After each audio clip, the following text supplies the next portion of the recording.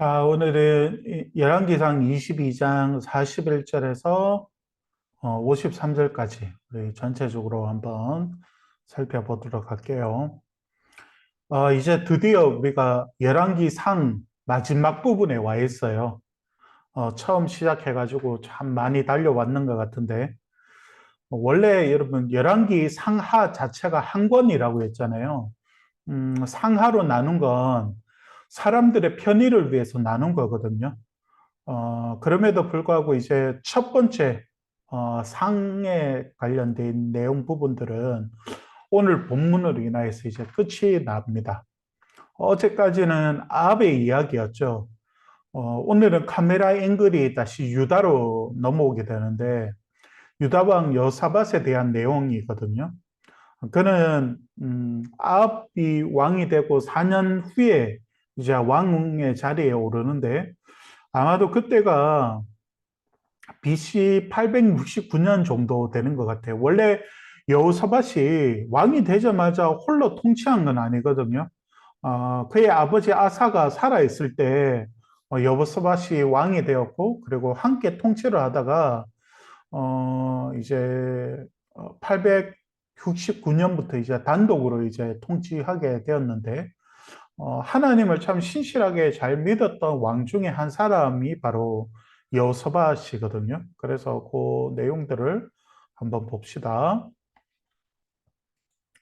여러분 42절에 보면 여호사밧이 왕이 될 때 나이가 35세라 좀 늦게 되었죠. 예루살렘에서 25년 동안 다스리니라. 그의 어머니의 이름은 아수바라 시리의 딸이더라. 이렇게 되어 있잖아요. 여러분, 여호사밧은 아까 다르게 믿음의 사람이었거든요. 하나님을 두려워할 줄도 알았어요. 그래서 43절에 보면 그는 아사처럼 여호와 앞에서 올바른 일을 했다라고 말하고 있잖아요. 여기서 올바른 일이라고 한 것은 뭐 도덕적으로 윤리적으로 뭐 잘 살았다 그런 바른 산만을 의미하는 건 아니거든요. 그러니까 하나님 말씀을 정말 잘 따르려고 노력했던 그런 믿음의 사람이라는 것을 말하거든요. 근데 그의 그 인생의 모든 여정 속에도 아쉬운 점이 있었어요. 그게 뭐냐면 산당을 제하지 않았어요. 그래서 이 산당을 제하지 않는 것보다는 빼고는 하나님 앞에 정말 잘 살았다라고 성경은 그를 말하고 있는데, 또 아쉬움이 또 뭐냐면 아합과 화평했다라는 거거든요. 사실 하나님이 별로 좋아하시지를 않으셨어요. 여러분 이틀 동안 살펴본 말씀을 보면 여호사밧은 아합을 되게 잘 따랐잖아요. 오늘 본문에 보면 그 이유가 나오거든요. 왜냐하면 그 아합 왕조랑 그 여호사밧이랑 그 이제 그 뭐지 그 결혼을 해요, 여호사밧이. 그래서 아마도 이 아합에 대한 특별한 마음이 있었던 것 같은데 그걸 하나님은 별로 좋아하지 않으셨어요. 또 북왕국 자체가 물질적으로 되게 부유했거든요. 그러니까 어떤 북왕국에 대한 동경함 또한 그에게 있었던 것 같아요. 그래서 북왕국 자체와의 이런 서로 싸우는 전쟁은 없었지만 결국 여호사밧과 함께 하나님이 원하시지 않는 전투에 참여했다가 아합왕은 그곳에서 화살을 맞고 이제 전사하게 되죠. 여러분, 우리도 인간인지라 부러움의 대상이 분명히 있을 거예요. 여러분들에게도 어떤 부러움의 대상이 있지 않나요? 목사님도 부러움의 대상이 있는데, 믿는 사람이든지 믿지 않는 사람이든지 상관없이 우리 자신에게는 워너비가 있을 수 있거든요. 그런 사람들을 따를 수 있고 또 도움 받는다고 해서 그게 죄는 아니에요. 왜냐하면 학교에 우리 선생님들도 믿는 사람보다 믿지 않는 사람들이 많죠. 그들의 가르침을 받고 그들을 따를 수 있는데, 예를 들면 이런 거죠. 내가 글을 쓰는 작가가, 드라마 작가가 되고 싶은 거죠. 그러면 정말 글을 잘 쓰는 사람의 그 문화생으로 들어가서 그의 생활을 배우고, 그리고 그가 어떻게 글을 쓰는지를 배워 나가게 되죠. 그리고 그가 글을 써내는 모습을 지켜보면서 노하우를 배울 수도 있고, 그러나 문제가 뭐냐면 내가 글을 쓰기 시작할 때 그 내용이 무엇인가가 중요하거든요. 왜냐하면 나는 하나님의 사람이니까요. 우리 인생의 다양한 문제도 그렇거든요. 내가 선생님이 되고 싶어요. 내가 학창 시절에 정말 선생님을 봤을 때 그 선생님이 정말 훌륭한 선생님을 만난 거죠. 그래서 나도 분명히 저런 선생님이 되고 싶어서 열심히 공부해서 선생님이 되었단 말이죠. 그 이후에 내가 어떻게 어떤 선생으로서 살아가야 할 것인가는 나의 믿음의 문제라고요. 그래서 그때부터 우리에게 다르게 살아야죠. 여러분 유튜브에 보면 최철규라는 집사님이 계세요. 이분은 원래는 19금 만화를 그렸던 분이거든요. 만화가였는데 19금이었어요. 그래서 되게 야한 그런 음란한 그 웹툰을 이렇게 그려내고 이런 분이셨는데 그분이 간증하면서 이렇게 말하더라고요.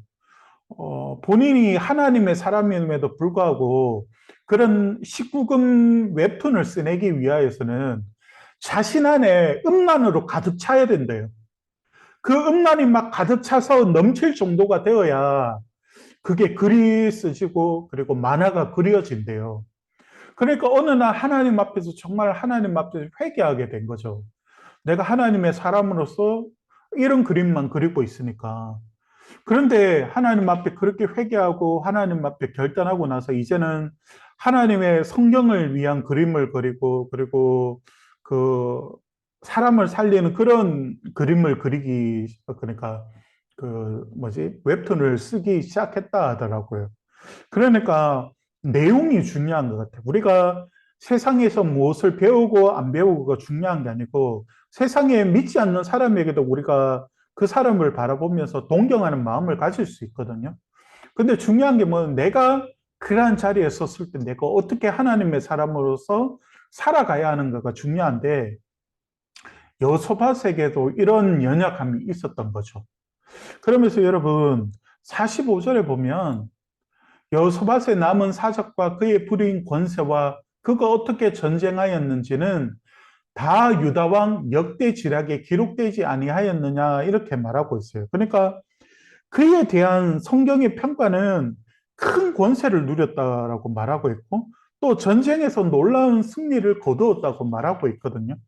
그리고 여러분 역대하에 보면 또 이런 평가가 있어요.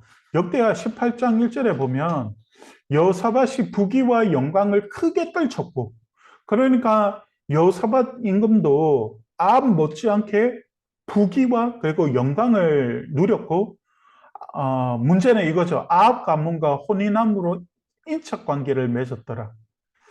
이게 뭐 정치적으로 좋은 이유로 찾자면 그만큼 여호사밧 임금 때 유다의 그 힘이 올라갔다라고 생각할 수도 있지만 그는 믿음의 사람이었잖아요. 그러니까 하나님이 보실 때 기뻐하지 않는 그런 인척 관계를 맺었던 것이 하나의 실책이기도 하다.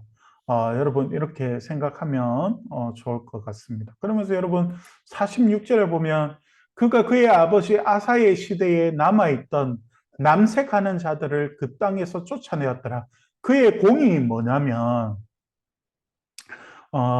남색하는 자를 쫓아내게 되는데 유다 안에서 여기서 말하는 남색이 뭐냐면 우리는 남색으로 번역하니까 이게 그 요즘 문제가 되고 있는 동성애네처럼 읽혀지잖아요. 근데 요 본문은 남색이란 말을 좀 동성애네처럼 번역을 해서 이렇게 되었는데 이건 그런 동성애네가 아니고 여러분 기억나는지 모르겠는데 바알과 아세라 신을 예배할 때 그 신들을 그 흥분시키기 위해서 하는 행동이 뭐라고 했어요? 사제들과 함께 성관계를 하는 거라고 했잖아요. 그때 그 있었던 사제들 그 사람들이 지금 오늘 본문에 있는 남색하는 자들이었거든요. 그러니까 쉽게 말하면 이 여호사밧이 유다 땅 안에 있는 이 아세라와 그리고 바알 종교의 이 사제들을 지금으로 말하면 무당과 같은 사람들을 다 쫓아내 버렸다라고 말하고 있는 것이거든요. 이것을 하나님은 정말 잘했다고 보셨던 거예요. 그래서 이 여호사밧의 이 너무 잘했던 부분을 또 역사책에 이렇게 하나님이 남겨두시고 있는 거죠. 여러분, 이런 모습을 본다면 가정을 거룩하게 지킨다는 것은 대단히 중요한 거거든요. 여러분은 믿음의 가문을 이루기 위하여서 하나님 앞에 정말 기도했으면 좋겠고, 그런 축복이 여러분들이 있기를 바래요. 그리고 여러분 가정에 하나님의 말씀이 통치되기를 기도합니다. 그러기 위해서는 여호사밧처럼 여러분 가정 안에 있는 바알과 아세라와 같은 우상의 죄를 하나님 앞에 회개하고 그런 죄와 싸워 나가야 되거든요. 그러기 위해서 해야 할 것이 있어요. 그게 뭐냐면 역대하에 보면 여호사밧에 대한 그 칭찬 중에 하나가 뭐냐면 19장 여러분 메모해놨다가 나중에 한번 읽어보면 1절부터 읽어보면 여호사밧이 잘했던 그 일들에 대해서 얘기하고 있는데 그 중에 하나가 뭐냐면 10절을 읽어볼게요. 어떤 성읍에 역대하 19장 10절입니다. 어떤 성읍에 사는 너희 형제가 혹 피를 혹 피를 흘림이나 혹 율법이나 계명이나 율례나 규례로 말미암아 너희에게 와서 송사하거든. 송사한다는 말이 뭐냐면 일종의 그 재판하거든. 그러니까 재판하기 위하여서 뭔가 나의 그 불만과 그리고 나의 무엇인가를 얘기하는 걸 그런 걸 송사라고 하거든요. 그래서 어떤 송사라든지 그들에게 경고하여 여호와께 죄를 범죄하지 않게 하여 너희와 너희 형제에게 진노하심이 임하지 말게 하라. 이렇게 보면 여호사밧이 했던 그 하나의 그 삶이 뭐냐면 하나님의 율법과 계명과 율례나 규례나 이 모든 것들이 남유다 안에서 이렇게 잘 행해지도록 그렇게 하나님 앞에서 최선을 다했던 믿음의 사람이었다는 것을 여러분 알게 되거든요. 그래서 여러분 여호사밧이 이렇게 유다를 통치하던 중심이 하나님의 계명이라는 걸 여러분들 기억하면서 어떤 사람이라도 죄를 범하지 않도록 계명대로 행하도록 이렇게 힘썼던 왕이었거든요. 그래서 여러분들도 요 큐티의 시간들을 통하여서 정말 하나님 말씀 앞에서 여러분들이 잘 하나님이 어떤 분이신가를 여러분들이 잘 만나고 그리고 여러분들이 그 하나님의 은혜를 소유하여서 여러분들이 속한 가정과 그리고 또 여러분들이 이루어 나갈 그 가정들을 바라보면서 이런 믿음의 그 가정들을 세워 나가는 그런 여러분들이 되기를 바랍니다. 그러면서 여러분 51절에 보면 유다의 여호사밧 왕 제17년에 아합의 아들 아하시아가 사마리아에서 이스라엘의 왕이 되어 2년 동안 이스라엘 다스립니다. 이렇게 되어 있죠. 이제 다시 북왕국으로 카메라가 옮겨졌는데 여기엔 누구가 나오냐면 아합 왕의 아들 아하시아가 등장을 하게 되거든요. 그에 대한 내용이 뭐냐면 아합의 아들로서 아합이 정쟁터에서 죽자마자 왕의 자리에 오르게 되었을 거예요. 그런데 그가 2년 동안밖에 통치하지 못했던 이유가 뭐냐면 또 쿠데타에 의하여서 이제 죽임을 당하게 되거든요. 근데 여러분 여기 보면 성경이 52절에 보면 뭐라고 하냐면 이 아시아도 요 아합처럼 살았다라고 말하고 있고 그리고 요로보암의 길을 쫓았다 이렇게 말하고 있거든요. 그러니까 아합처럼 범죄했고 요로보암의 길의 가장 핵심이 뭐냐면 우상 숭배였잖아요. 그래서 우상 숭배를 하게 만들었던 그런 삶을 살아갔다고 성경은 평가하고 있는 거죠.